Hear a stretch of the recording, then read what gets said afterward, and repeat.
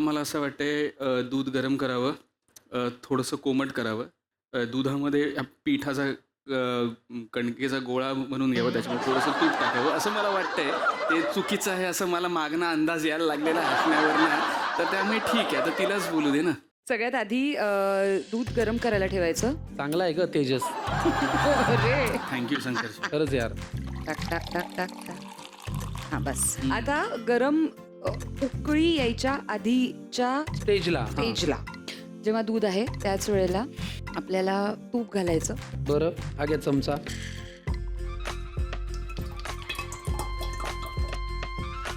आता आपल्याला गुळाची पावडर टाकायची. हो अच्छा. बरं मग मी मदत करतो जरा. येस.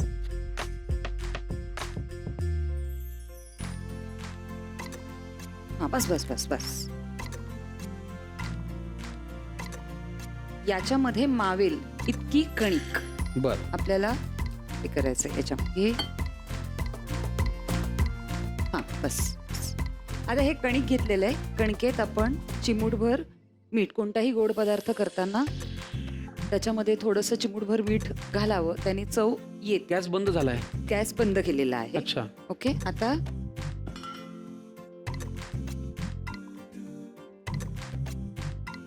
सावकाश, ते गरम आहे. चला या शंकरपाळ्यांसाठी लागणारं हे जे पीठ आहे, ती कणिक आहे, व्यवस्थित मळून घेऊया आणि मग वळूया पुढच्या कृतीकडे. हे पीठ आपण भिजवून आणि छान मळून घेतलेलं आहे आणि हे खूप घट्ट भिजवायचं. पोळी इतकं मऊ सुद्धा नसायला पाहिजे. बर आणि एकीकडे आपण तेल तापत ठेवलेलं आहे. बर त्याच्यावरती पाळत ठेवलेली आहे तेजसरावांनी. त्याच्यावर मला एक किस्सा आठवला दोघांचा. हां ज्या दिवशी हळद, शर्मिष्ठा आणि तेजसची हळद होती, त्या दिवशी शर्मिष्ठाचा कॉल टाईम होता संध्याकाळ.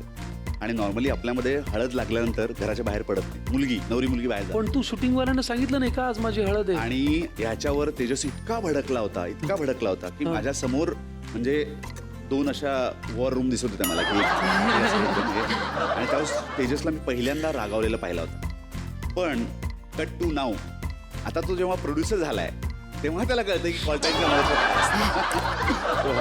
पण मग तेव्हा ती गेली शूटला का नाही गेली? ती गेली शूटला. नाही, पण एक आहे की आता आम्हाला दोघांनी गोड गोंडस मुलगी झाली आहे. रुंजी नाव आहे तिचं. आणि आत्ता टोटली मी जे बाहेर काम करू शकते ते फक्त आणि फक्त तेजसमुळे. कारण तेजस रात्री मला झोप आली किंवा मी थकले आहे तर तेव्हा तो पूर्ण वेळ जागा राहतो. तो 4 वाजेपर्यंत 5 वाजेपर्यंत जागा राहतो. तिचं डायपर चेंज करणं, दुधाच्या बाटल्या घासून ठेवणं, गरम पाणी करणं, ते सगळं तो करत असतो. त्यामुळे आज मी घराच्या बाहेर पडू शकते ते केवळ आणि केवळ नवऱ्यामुळे, तेजसमुळे. फारच. Otherwise impossible. येस. आता ही पोळी लाटून झालेली आहे. हां. नीट बघितलं तर ही जाड लाटलेली आहे, हो. कारण त्या खुसखुशीत होण्यासाठी. आता फक्त तळायचं काम राहिले ना? येस. आणि तेच महत्वाचं आहे, हो. खुशखुशीत तळणं. जे महत्वाचं आहे ते सर तुम्हाला करायचंय. हो करू की. आता फक्त शंकरपाळ्या ह्या मंद आचेवर तळायच्या असतात.